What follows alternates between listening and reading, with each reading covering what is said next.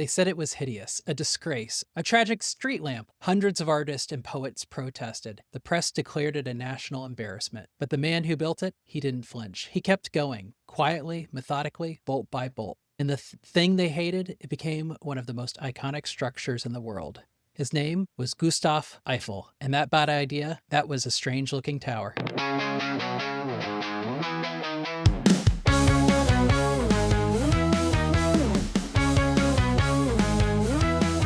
Welcome back to Why Not Lead Like People Matter. No buzzwords, no BS, just real conversations about what leadership looks like when people are the point. I'm Ryan Sailstad, workplace culture advocate, creator of the Caird Leadership Method, and this week I'm, of course, not doing it alone. Hi, I'm Rory Sylvia, creator of the RIDE framework and builder of teams that go from leader-led to team-driven, where your ways of working are co-created by and for the people. I help leaders stop being the hero and start designing systems where their teams can thrive. Because if everything falls apart when you're out of the room, you don't have a team, you have a daycare. A daycare line is my favorite, Rory. I'm Nicole Eisdorfer, organizational strategist, behavioral researcher, and likely the only HR philosopher you know, which means I get to be your favorite HR philosopher. I've worked across industries, from medicine and retail to nonprofits, and I keep seeing the same thing. We say people are our greatest asset, but we build systems that treat them like they're the problem, especially when they think differently, when their ideas don't come polished and ready to pitch. Today's episode is for anyone who ever pitched a strange idea and watched the room go silent. Today we're talking about how good ideas often start from bad ones. And I'm using air quotes, which you can't see. I felt the air shift when you did those quotes. Oh, good. Air quote vibes. Sometimes the best ideas start off looking like jokes. They're weird, unpolished, they don't feel safe to try. And the worst thing you can do is laugh those out of the room. We've all been there. You say something offbeat, maybe even brilliant, and someone says, okay, but seriously. And that's the end of it. But what if instead the response was, say more? Then you'd be having a conversation with Brené Brown. I would love to have that conversation. Sign me up. Most people don't kill their own ideas. Their teams do. Their leaders do. The culture around them does. You know, this is actually one of the things that's really interesting, Ryan, about the three of us, because the things you just said are the points of view that the three of us take. Rory really leans into this team's idea and building teams that work, right? And you have been the leader who said, you know what? I'm going to let things ride. And I'm the person who says, why are we training leaders to let people do this? And why are we training teams to let people do this? And then putting them in systems that kill ideas. So it's kind of cool that we're all together working on this one. Perfectly cast. It's important in all these different aspects that creativity is not something that just happens. It takes an effort. It's not like a lightning bolt. It's more like a matchbook. You got to keep lighting them. Some will burn out, but occasionally one will catch hold and really start something kind of amazing. It's important that we create leaders and create teams that are supportive of that. And that's why we say good ideas often start as bad ones. Yeah. You got to put in the reps if you want to have cultures of creativity where innovation is happening. And I think about times in my career where I join a new company and they're like, all right, go innovate. And you're like, oh, cool. I have this fresh perspective. And then my fresh perspective is met with, I bring an idea forward, and then what do people immediately do? We tried that. We tried that. That'll never work. So they get out their 6-shooter and they shoot your idea full of holes like Swiss cheese. While out the other side of their mouth, they're saying, go and innovate, be creative. So that speaks to that culture of a lack of innovation. And you can't do it unless you're intentional. Like, it's not just going to happen. Just like you're not going to be successful at most things in your life if you're not actually intentional and don't actually have a plan. Yeah. Well, and the other thing that happens is they say, oh, yeah, that sounds like a good idea. Can you make a slide deck about it? Or, oh my God, write a memo. Not yet. Let's play for a minute. Figure out what this looks like. And then if we have to, we can write a memo. That's true. But also, I need therapy afterwards. Ideas don't come fully formed. If you're expecting a person just by themselves to come up with that idea that's going to move everything forward, you have to have leaders that are going to support it, and you have to have systems that are going to support it. To shut these things down, it's as easy as giving the reasons it won't work instead of giving it a chance to breathe. You've all seen that idea that you've got, and you come to someone with just, they go, okay, but here's the problem with that. Mm-hmm. And what happens eventually is it creates a culture where people don't volunteer their wild ideas, their crazy ideas. Those are the ideas that make things better. Rory, I bet you've seen this when you're doing team experiment designs, right? When you're trying to get people to think of how can we move our team Yeah. forward. So what's coming to mind for me there is this idea of the perfect plan. And when you see teams or people trying to wordsmith the PowerPoint or trying to get this plan just perfect, that speaks to a culture that maybe doesn't respect creativity or innovation or welcome it, and they're still on the beginning of their learning journey. And an example of that was a friend of mine recently who's a manager of a team said, "Oh, I've got this new strategy that I'm going to do with my team. I'm a little nervous about sharing it with the group." And I said, "Well, how do you think they're going to respond?" And he's like, "Well, I think they're going to shoot it full of holes." And I was like, "Okay, well, how do we get around that?" And they're like, "I don't know." And I was like, "Well, what if you get your strategy to like 75, 80% done, and then you have a meeting with your team and say, 'Hey, I've started the direction of this strategy, but I want to do this as a team. And I know that 10 brains are going to be better than my one. So how can we make this better? What questions do you have?' And then let them go. And then you're sending that message of, I trust you, I value your opinions, and you're building the sense of co-creation and ownership and more purpose into your ways of working as a team." Yeah. Yeah, so you're saying as a leader, you need to bring in the ability to add a yes and to your plan. Don't bring it fully Mhm. baked. And then you're not sitting there trying to make the perfect plan. So like where we just end up wasting so much time, which sometimes means nothing happens.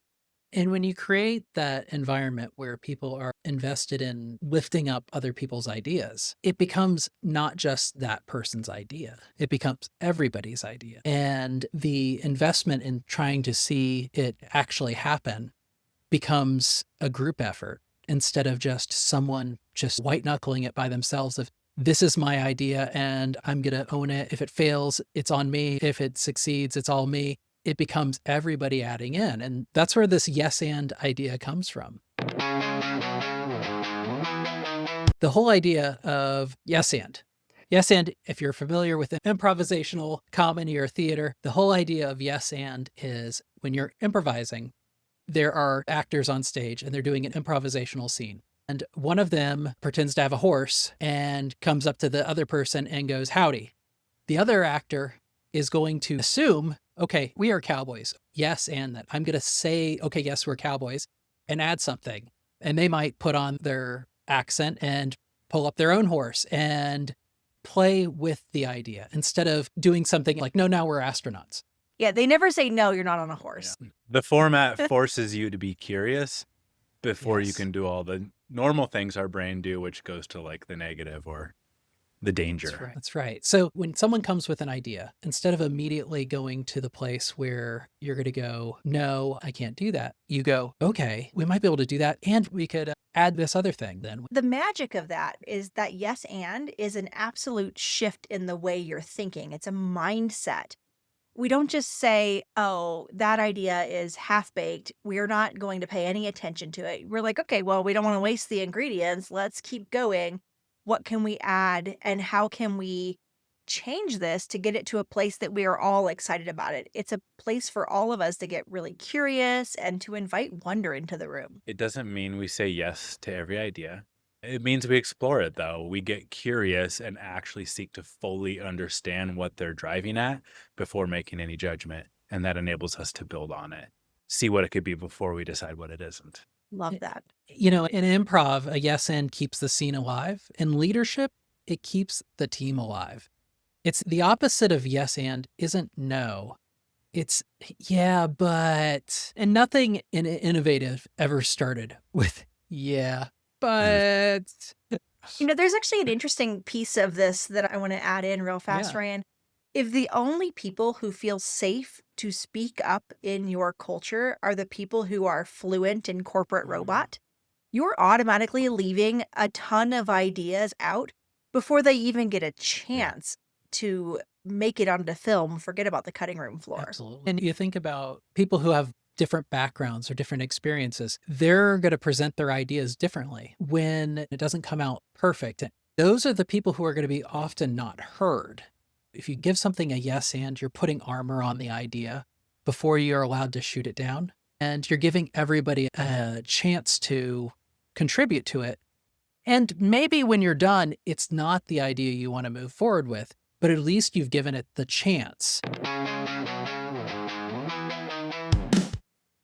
I've got an example of this. This is definitely a weird idea. Let's hear it. And this is one of my favorite programs that I ever did with Parks and Recreation. And it really came from just a painfully bad idea. Painfully bad. During COVID, we were forced to do these nature hikes that were separate. People would walk by themselves. We'd do them at night. They'd have flashlights and they would walk around a park, find these cardboard cutout sort of animals all around the park. We were doing one and it was close to Halloween. And I was like, wouldn't it be funny if instead of animals, they're just clowns in the woods? So instead of a nature hike, you're just like walking around and like finding clowns. Yeah, right. And they laughed and they were like, that sounds horrible. It stuck in my brain. And I was like, I kind of like this. Because what if we did it? And then my brain started turning and it started adding more ideas. Like, okay, so what if we just do this for adults? What if we had people just dressed up, being creepy in the woods? You're just doing a nighttime walk. You've got your flashlight and then there's just clowns in the woods. You know, not a jump scare sort of thing, but just creepy clowns in the woods. And so I came back to everybody. I was like, okay, I know I was joking before, but I actually think there's something here. And then I kind of gave them sort of like what I was thinking. And luckily, my team's very used to doing this yes and thing. And they went, well, you know, we don't have a whole big budget, but the more thrown together it looks, it kind of works for the clowns. You know, if everything's done out of cardboard, well, of course the clowns would make stuff out of cardboard. That just makes it more creepy. We don't have to spend a ton of money on it. They were coming up with ideas. And what it became was I'd come into the office. The staff would come and be like, I just had an idea for a clown, that there's going to be this clown that does this. And they took off with it. They were like, oh, we've got kayaks. Let's put a clown in the river in a kayak singing row, row, row your boat, telling people to come on in. One of my staff found an old mailbox in our storage room and I came in and she's gluing doll feet inside. They just started yes-anding this idea to the point where I had a staff member who is a professional trombone player, shows up in a clown marching band outfit and plays trombone, walking behind people and matching their gait as they walk through. Second or third year, we wanted to do, I was like, it would be really creepy if there was an ice cream truck out there. Well, we don't have an ice cream truck. And they were just like, I know what we can do. They got one of the old Parks and Recreation van, put cardboard all over it that said free ice cream, put some little twinkle lights on it, and then we got a big speaker and played ice cream truck music. So you're walking through the woods and you think you hear an ice cream truck, and it's like the clowns were trying to convince you that they had an ice cream truck. One of my staff shows up and is wearing a clown mask that he had made that looked like a ice cream cone because he wanted to be the clown near the ice cream truck. And it got in papers. We had, the first year, I think we had 80 people sign up.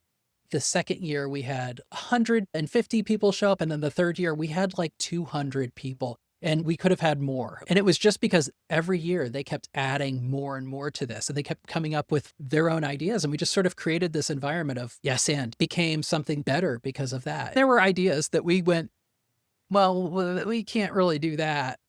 But we had created an environment where it was okay to throw out the craziest ideas. You know what's really cool about that, Ryan, besides the ice cream, is that you didn't just say yes to everything, right? There were limitations. When you were going to make this a creepy clown experience, the very first thing that had to go out the window was this was not going to be a child-friendly thing. Right. And so the yes and moment there was, okay, yes, this clown thing could work, and we're going to have to add a limitation and make it adult-facing. But that's okay, because adults like our programming too, and we can have some things that are not just family programming. It's really cool that during this time of absolute disconnection, I mean, we all remember COVID. This has only been 5 years, and it's the weirdest, longest 5 years of our life. And everything sucked and was hard, and there were so many no's. The fact that you were able to bring this program in and inspire this yes and moment with your team had to feel like this unlocking moment of connection for people who were just trying to get through. Oh, absolutely. And I think that when you go, okay, here's my idea, and you don't hold it tight to yourself, that's another thing important Yeah. in this. I had the idea, but I didn't need it to be mine. I wanted that collaboration. I wanted people to come in because their ideas were valuable too. I think that's a mistake we make to go, I want this to be all about me. And really, if I had just made it all about me, it wouldn't have been as good. The objective and the groundwork was laid out. Creepy clown trail, not scary, creepy clown trail for adults. And here's the parameters. What do you want to do? And they just kind of ran with it. That sets them free. I mean, you gave them the equivalent of a playground. Here are your boundaries to this playground. Do whatever you want in there. And then you build momentum like a snowball effect as someone shares, well, could we do this? And you're like, I don't care.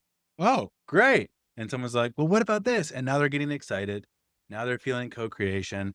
Now it's not all on you as the leader to make this successful. It's the team driving the success and protecting the outcome instead of, like you said, protecting your baby of an idea, which is more of like a pride and ego thing, probably. Yeah. Game changer. Yeah. So here's one practice you all can use to really get into what this feels like to yes and as a team. Start your meeting by asking your team to pitch the absolute worst idea they can think of. Something completely over the top ridiculous. It's silly, it's too expensive, it's completely impractical. It's the ugly duckling. And then what do? You yes and the hell out of it. It helps to build that muscle, that practice, and it reminds people that every idea is not destined for the dumpster immediately. Give it a little time in the limelight. Yeah. We use this as part of our hiring process. When I was hiring full-time people, we would give them a list of bad program ideas and things like DMV marathon waiting, grandma's first tattoo. We came up with a whole list of these just horrible program ideas. And what we'd ask them to do is send in how you're going to make this program great. So, Ryan, are you saying that instead of their resume, you gave them a completely weird work sample? Yeah. That's fantastic. It's like Google, but instead of making you do math, they made you play with ideas. Yeah. You knew that they were capable of coming up with original and creative thought. Well, and think about it. Like when we source talent in HR, one of the things we're looking at is for people who are creative. But the reason we care about creativity is because organizations have limited resources, and we have to say no to a lot of things in order to be able to say yes to the things that match our priorities. If you get people who are creative, if you get people who can yes and their way around some of those limitations and those resource insufficiencies, to use corporate robot language, then you actually have the ability to extend your impact much further than if you get people who just look at things and say, oh, we can't do this. So we've talked a lot about what gets in the way of yes and, what happens when we don't yes and. Practically speaking, how do we actually integrate this into how we work as teams? Nicole, do you think you could take a stab at that? Yeah, I'm actually going to steal one of your ideas. We're just going to do a quick experiment this week.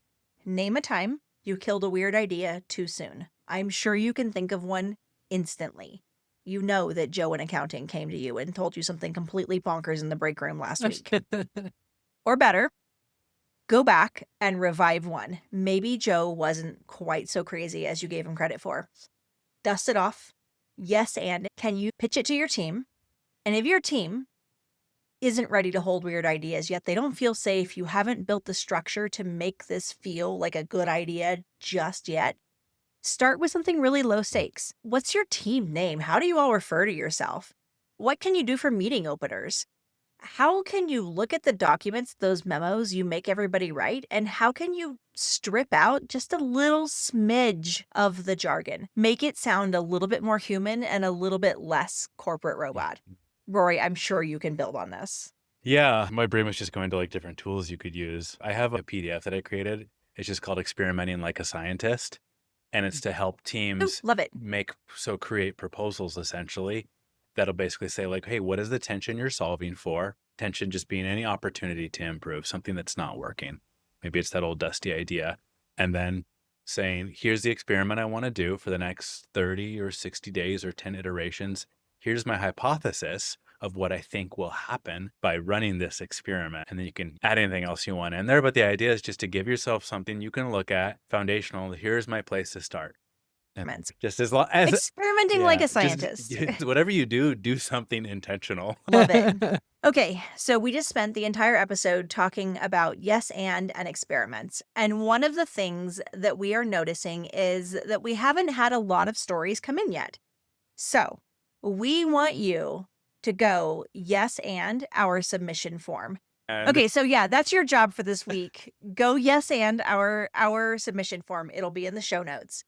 If you've got a story from this week, a time that yes and just really pulled you out of a blind corner, we want those wins. Tell us something you were afraid to pitch. Tell us why. Tell us what happened next. Write a comment on the show or find us on LinkedIn. We're all fairly active and appreciate talking out in the open. Look at Rory saying fairly active. I think I would label myself as psychotically active. I haven't seen my family in years. I made my husband start a LinkedIn account. Every once in a while, he will pop on there and be like, oh, that's what you're doing this week.